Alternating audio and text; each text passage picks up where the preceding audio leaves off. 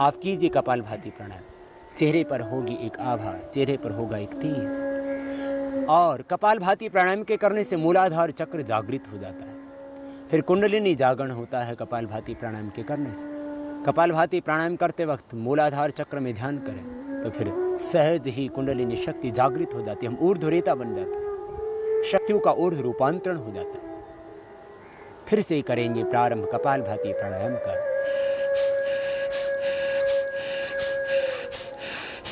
सांस को पूरी शक्ति के साथ में बाहर छोड़ रहे हैं और मन में है एक संकल्प, एक विचार कि मेरे शरीर में जितने भी रोग हैं, विकार हैं, दोष हैं, अशुद्धियां हैं, सब बाहर निकल रही हैं। शरीर में जब विजातीय तत्व संग्रहित होते हैं तभी रोग पैदा होते हैं। आप कपालभाति प्राणायाम को करते समय मन में विचार करें कि मेरे शरीर में जितने भी टॉक्सिन्स हैं, ऑक्सीडेंट्स हैं, सब बाहर निकल रहे हैं। जब शरीर में टॉक्सिन्स रहेंगे नहीं, शरीर में जब ऑक्सीडेंट्स रहेंगे नहीं, तो व्याधियाँ कैसे समा सकती है देह में। इसलिए विचार करें, शरीर की जितनी भी नेगेटिव एनर्जी है सब बाहर निकल रही है। रोग विकार दोष बाहर निकल रहे हैं। चित्त में भी जो जन्म जन्मांतरों के अशुभ विचार थे, संस्कार थे, वे सब बाहर निकल रहे हैं। कॉन्शियस, अनकॉन्शियस और सब कॉन्शियस माइंड में जो भी अशुभ था सब बाहर निकल रहा है। जब थक जाएं तभी रुक जाएं, अपनी शक्ति का अतिक्रमण न करें, फिर से विश्राम करें बीच में एक बार। जिनको हार्ट की प्रॉब्लम हो, जिनको हाई ब्लड प्रेशर हो, उच्च रक्तचाप के रोगियों को और हृदय रोगियों को मध्यम गति से इस प्रकार से करना चाहिए ये प्राणायाम।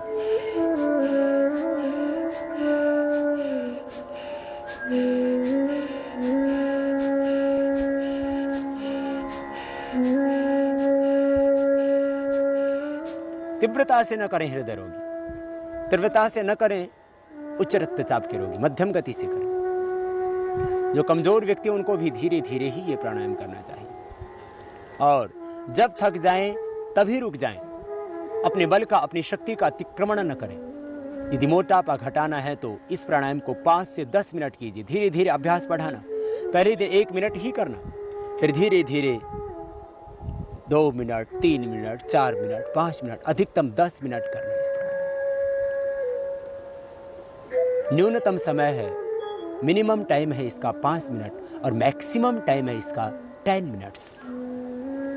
इसलिए इस प्राणायाम को जो व्यक्ति मोटापा घटाना चाहते हैं, जो व्यक्ति पेट को सदा स्वस्थ रखना चाहते हैं, जो कब्ज से छुटकारा पाना चाहते हैं, जो गैस्ट्रिक और एसिडिटी से छुटकारा पाना चाहते हैं, जो सिरोसिस ऑफ लिवर की प्रॉब्लम से छुटकारा पाना चाहते हैं, जो हेपेटाइटिस बी को मिटाना चाहते हैं, इस प्राणायाम को अवश्य ही 5 से 10 मिनट धीरे धीरे बढ़ाना अभ्यास। यह प्राणायाम प्रोस्टेट की प्रॉब्लम को पूरी तरह से मिटा देता है। कपालभाति प्राणायाम के करने से यूट्रस की गांठें भी डिजोल्व हो जाती हैं। बहुत अद्भुत है ये प्राणायाम। इसलिए मैं कहा करता हूं, धरती की संजीवनी है कपालभाति प्राणायाम। जो व्यक्ति स्वस्थ रहना चाहते हों और जो व्यक्ति जटिल रोगों से छुटकारा पाना चाहते हैं, कोई भी रोग हो, धरती का कोई भी रोग ऐसा नहीं है जो कपालभाति से ठीक न होता हो। कपालभाति प्राणायाम को करते समय मूलाधार चक्र में ध्यान करना, तो फिर आप पाएंगे कुंडलिनी जागरण का आनंद। मूलाधार चक्र से एक ज्योति, एक आभा, एक प्रकाश पुंज ऊपर उठता हुआ स्वाधिष्ठान, मणिपुर, हृदय, अनहत, विशुद्धि, आज्ञा चक्र का शोधन करता हुआ सहस्रार चक्र तक पहुंचेगा। वो प्रकाश, वो आभा जो ज्योति ऊपर की ओर बढ़ी थी, वो सहस्रार चक्र तक आएगी। सभी चक्रों का शोधन होगा। इसलिए चक्रों के शोधन के लिए, डायबिटीज के रोग के लिए, मोटापे से छुटकारा पाने के लिए, पेट की समस्त समस्याओं को मिटाने के लिए, कोलेस्ट्रॉल और ट्राइग्लिसराइड को कम करने के लिए बहुत ही अद्भुत है ये कपालभाति प्राणायाम। डायबिटीज के लिए, मोटापे के लिए, एलर्जिक प्रॉब्लम्स के लिए, अस्थमा के लिए, साइनोसाइटिस की प्रॉब्लम के लिए, एलर्जी के लिए, जिनको सुबह उठ करके छींके आती है उनके लिए, और जिनको स्नोरिंग की प्रॉब्लम है, जिनको खर्राटे आते हैं, उनके लिए भी बहुत जरूरी है ये प्राणायाम। जिन बच्चों का मन नहीं लगता पढ़ाई में, वे भी बच्चे इस प्राणायाम को करेंगे तो उनका मन इतना एकाग्र हो जाएगा कि फिर पढ़ाई में अपने आप लगेगा। मन की एकाग्रता के लिए बहुत जरूरी है कपालभाति प्राणायाम। कंसंट्रेशन पावर बढ़ती है कपालभाति प्राणायाम से। फिर से करेंगे इस प्राणायाम का प्रारंभ।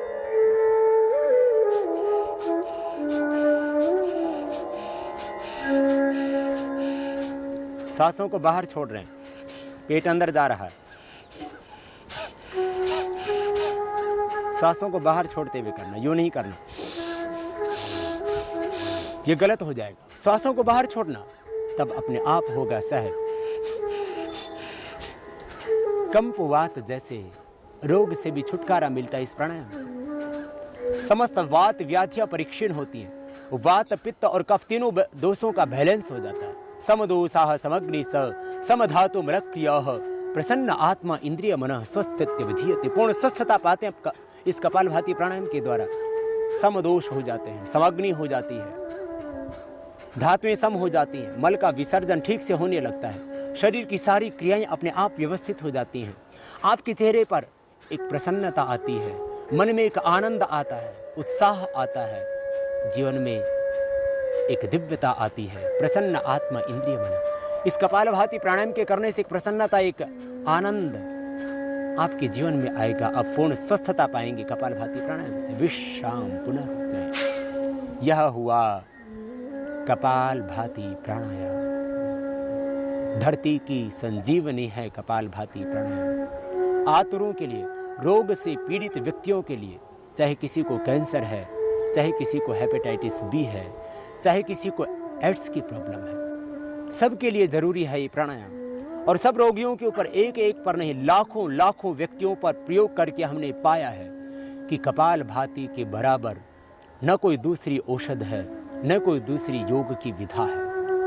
इसलिए हम कपालभाति प्राणायाम को विशेष रूप से कराते हैं। और योग के मनीषियों ने षटकर्म में भी इसका वर्णन किया।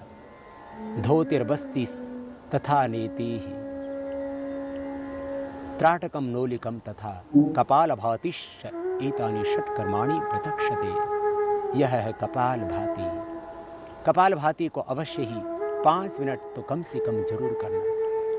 आपको भोजन मिले या न मिले, आप नाश्ता करें या न करें, लेकिन कपालभाति प्राणायाम को अवश्य करना। कपालभाति प्राणायाम आपके जीवन का एक संकल्प होना चाहिए। आप प्रतिज्ञा करें कि मैं कपालभाति प्राणायाम बिना किए भोजन नहीं करूंगा, कपालभाति करके ही भोजन करूंगा, कपालभाति करके ही नाश्ता करूंगा, उसके बिना मैं नाश्ता नहीं करूंगा, मैं भोजन नहीं करूंगा। फिर देखना, जिंदगी में कभी आपको कोई भी रोग नहीं हो सकता। लाखों रुपए की बचत होगी, शरीर आपका स्वस्थ होगा, भगवान का दिया हुआ ये देह रूपी मंदिर फिर देवालय बनेगा। ये देह देवालय है। लोग कहते हैं शरीर व्याधि मंदिरम, अपने आप ही घड़ लेते मंत्र। कौन से शास्त्र में लिखा है शरीर व्याधि मंदिरम? ये देह तो देवालय है, भगवान का घर है। आप कपालभाति प्राणायाम करना और इस देह को देवालय बनाना, फिर भीतर से अपने आप को जानना, अपने आप को पाना, फिर अपने ही इस अंतर में उस ब्रह्म को पाना। एकाग्रता मिलेगी, ध्यान में गहरे उतरेंगे कपालभाति प्राणायाम से। फिर से एक बार करेंगे और फिर आगे बढ़ेंगे।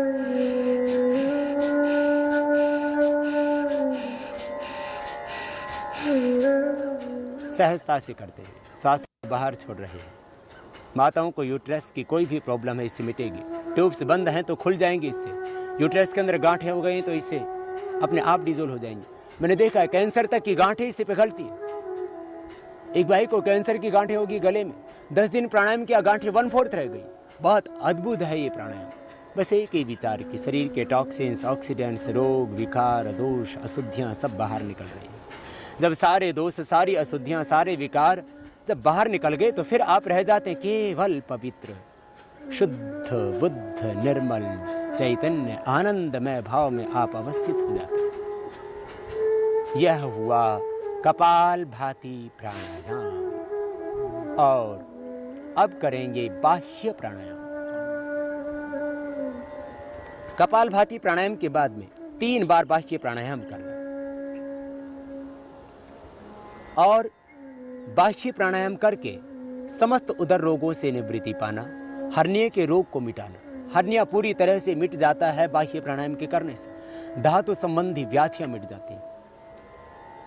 पेशाब से संबंधित जितने भी रोग हैं वो खत्म हो जाते हैं। प्रोस्टेट की प्रॉब्लम पूरी तरह से दूर हो जाती है बाह्य प्राणायाम के करने से। ऊर्ध्वरेता बनता है व्यक्ति बाह्य प्राणायाम करके। जो हम कपालभाति प्राणायाम करते हैं तो उससे मूलाधार चक्र की शक्ति जागृत होती है, और उस जागृत भी शक्ति का ऊर्ध्व आरोहण करते हैं हम बाह्य प्राणायाम करके। जिनको हार्ट की प्रॉब्लम हो वे इस बाह्य प्राणायाम को न करना, जिनका बीपी बहुत हाई रहता हो वे भी न करना। यदि दवा लेने से आपका बीपी नॉर्मल रहता है तो आप 10-15 सेकंड एक बार में इस प्राणायाम को कर सकते हैं। अधिकतम 11 बार, बहुत अभ्यास लंबा करना हो तो 21 बार भी किया जा सकता है। आम व्यक्ति को, सामान्य व्यक्ति को ये कम से कम 3 बार अवश्य ही करना चाहिए। श्वासों को अंदर भरेंगे, श्वास अंदर भरने के बाद फिर बाहर छोड़ देंगे। 3 बंध लगेंगे, ठोड़ी को कंठकूप में लगाएंगे, पेट को सिकोड़ के पीठ से लगा देंगे, नाभि से नीचे वाले भाग को ऊपर खींचेंगे। ठोड़ी को कंठकूप में लगाना जालंधर बंध कहलाता है। पेट को सिकोड़ के पीठ से लगा देना उड्डयन बंध कहलाता है। और नाभि से नीचे वाले भाग को ऊपर खींच के रखना ये मूल बंध कहलाता है। श्वास को बाहर छोड़ने के बाद में, रेचक करने के बाद में ये तीनों बंध लगेंगे। योग में श्वास को अंदर भरना पूरक कहलाता है, बाहर छोड़ना रेचक कहलाता है। बाहर का बाहर ही रोक देना बाह्य कुंभक कहलाता है, और अंदर भर के अंदर रोक देना ये आभ्यंतर कुंभक कहलाता है। बाह्य प्राणायाम करते हुए हम रेचक करेंगे और बाहर ही रोक देंगे श्वास को, और 3 बंध लगाएंगे।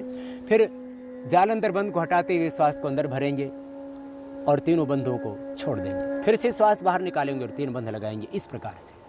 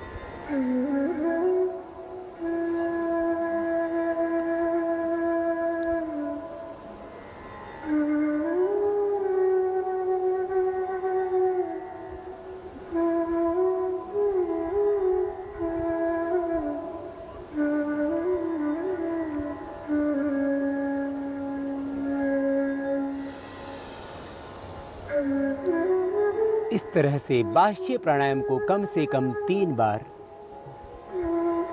से लेकर के 5 बार तक रोज करना। और यदि आप अभ्यास बढ़ाना चाहते हैं तो धीरे धीरे अभ्यास बढ़ाइए और 11 बार तक, और शीतकाल में आप इसको 21 बार तक कर सकते हैं। सामान्य प्रक्रिया 3 से 5 बार की है बाह्य प्राणायाम की। यूट्रस के लिए विशेष उपयोगी होता है बाह्य प्राणायाम। जिन माताओं बहनों का यूट्रस बाहर निकलता हो या ट्यूब्स बंद हो, उनके लिए भी विशेष उपयोगी है बाह्य प्राणायाम। हर्निया के रोगियों के लिए विशेष उपयोगी है बाह्य प्राणायाम। साथ ही समस्त उदर रोगों से छुटकारा दिलाता है बाह्य प्राणायाम। बाह्य प्राणायाम करने के बाद में अब हम करेंगे अनुलोम विलोम प्राणायाम। हमारे शरीर के अंदर 72 करोड़ 72 लाख 10,210 नाड़ियां हैं। उन समस्त नाड़ियों का शोधन होगा अनुलोम विलोम प्राणायाम के द्वारा। वाम और दक्षिण, बाएं और दाहिने नाक का आलंबन लेके हम करेंगे अनुलोम विलोम प्राणायाम को। बाएं को ही चंद्र स्वर और दाहिने को सूर्य स्वर कहते हैं योग शास्त्र में। बाईं नाड़ी को इड़ा नाड़ी और दाहिनी को पिंगला नाड़ी कहते हैं। दाहिने हाथ को ऊपर उठाएं, दाईं नासिका को बंद करें, चंद्र स्वर से प्रारंभ करेंगे। इसी को, चंद्र को ही गंगा और सूर्य को ही यमुना और मध्य को सरस्वती कहते। गंगा यमुना सरस्वती त्रिवेणी सब भीतर ही है। दाहिने नाक को बंद किया, बाएं से श्वास को भीतर भरे धीरे धीरे। पूरा श्वास भीतर फेफड़ों में भर गया। अब बाएं को बंद करें, बीच की मध्यमा और अनामिका उंगली से, और दाएं से बाहर छोड़ें। अब दाएं से अंदर भरें और दाएं नाक को बंद करें, अंगूठे के माध्यम से बाएं से बाहर छोड़ें। अब बाएं से लें, दाएं से बाहर छोड़ें, दाएं से लें, बाएं से बाहर छोड़ें, बाएं से लें, दाएं से बाहर छोड़ें, दाएं से लें, बाएं से बाहर छोड़ें। ये क्रमबद्धता चलती रहे।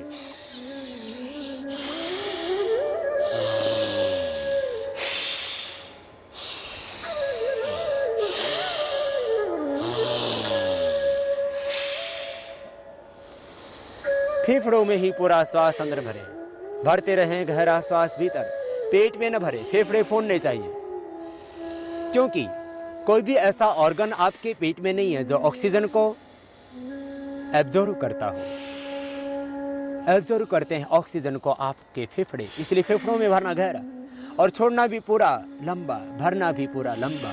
हार्ट की प्रॉब्लम है तो भी करना, हाई बीपी है तो पूरी तरह से ठीक होगा इसी प्राणायाम से। हार्ट के ब्लॉकेज भी इस प्राणायाम से निकलेंगे, लेकिन तीव्रता से नहीं करना, सहज होकर के करना, धैर्य से, प्रसन्नता से, आनंद से, मस्ती से, भावपूर्णता के साथ करना। और श्वासों को लेते और छोड़ते समय मन में ओंकार का ध्यान करना, बीच में विश्राम करें।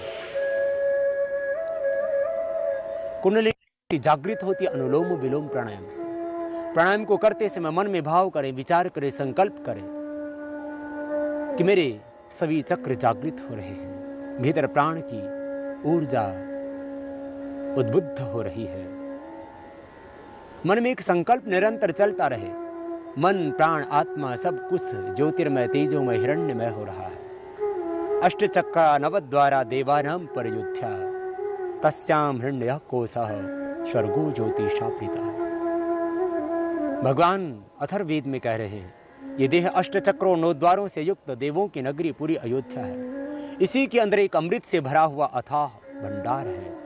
आओ हम पाएं उस अमृत के खजाने को अनुलोम विलोम प्राणायाम करते वक्त। फिर से लगाएं दाहिनी नासिका के ऊपर दाएं हाथ के अंगूठे को और बाएं से सांस को भीतर भरें और बाएं को बंद करके फिर दाएं से बाहर छोड़ दें। फिर दाएं से भरें, बाएं से बाहर छोड़ दें।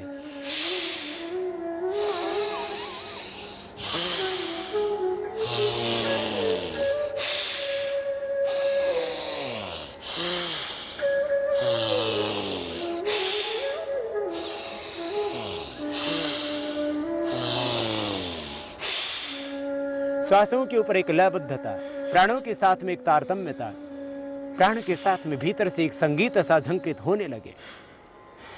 सहज होकर के प्राण के साथ में तन में होकर के करना ये प्राणायाम, और मन में विचार करना इस ब्रह्मांड से ईश्वर ऊर्जा का वर्षण हो रहा है। चारों ओर से ईश्वर का आनंद, ईश्वर की करुणा, ईश्वर की ज्योति, ईश्वरी दिव्य ज्ञान का वर्षण हो रहा है। दिव्य ज्ञान की संप्रेषणाएं हो रही है। चारों ओर से ईश्वरी आनंद को, ईश्वरी शांति को, ईश्वरी ज्योति को, ईश्वरी शक्ति को अनुभव करना। शन्नो देवीरभीष्टय आपो भवन्तु पीतये संयोः अभिश्रवन्तु। हे प्रभु, आपका आनंद चारों ओर से बरस रहा है।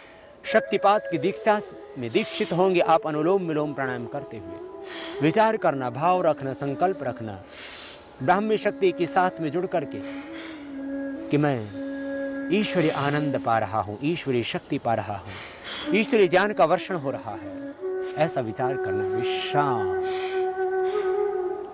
सहज होकर के श्वासों पर मन को केंद्रित करके बीच में विश्राम करना।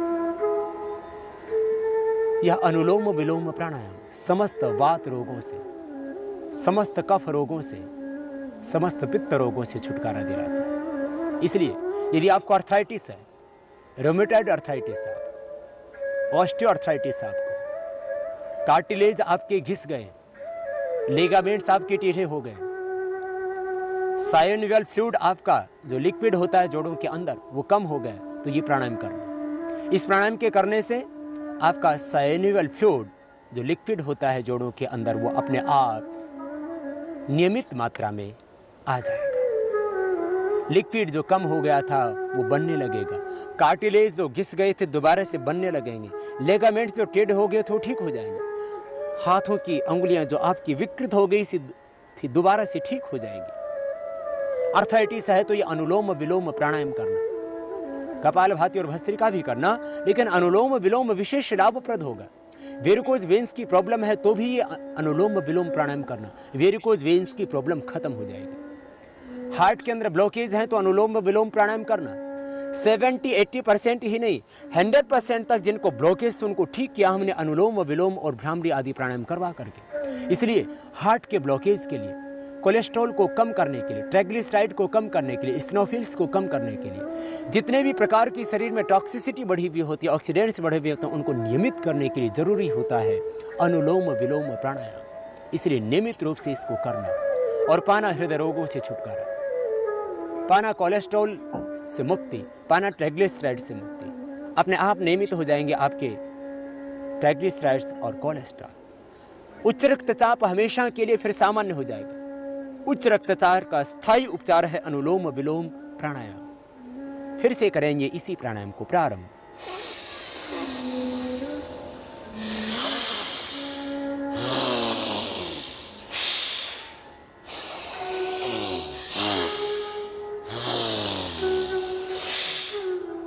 बाएं से लेना निरंतर, दाएं से छोड़ना, फिर दाएं से लेना और बाएं से छोड़ना, निरंतर एक क्रम जारी रखना, सहजता से, प्रसन्नता से, एक दूसरे के विरुद्ध नासिका से, एक दूसरे के एंटीनोस्टल से, इस तरह से करना ये प्राणायाम अनुलोम विलोम।